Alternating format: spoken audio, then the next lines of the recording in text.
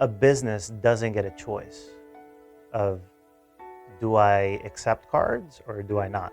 If they're still at that stage of their business, guess what? They're not going to be in business much longer, because cash is dwindling by the day. The IRS is really hammering in on cash right now. They don't want any of it. I mean, if it was up to government, it would be 100%, card payments, because it's trackable, right?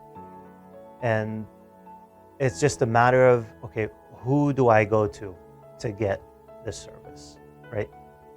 You have a product that you don't need to actually sell, right? Like, it's already sold for you. Like, people know they need it. So half your job as a salesperson is already done for you, right? Now it's about like selling yourself.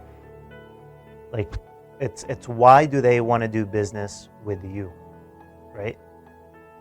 As a salesperson, you should really have that like ironed out.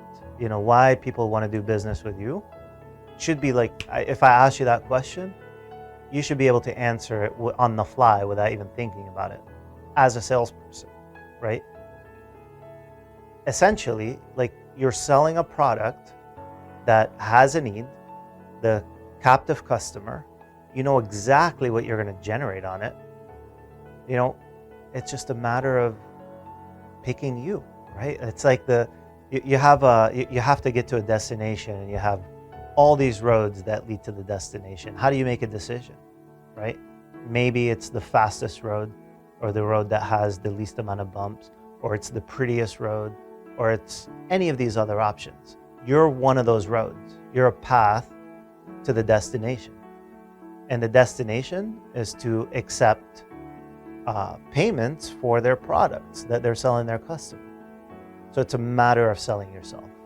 I have to admit, last year, when the pandemic hit, we processed millions of dollars a month.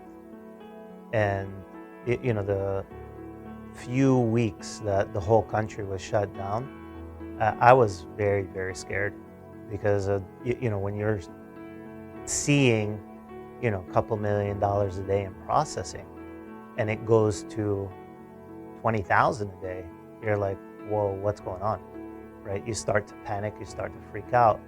But you know what? Nobody's open.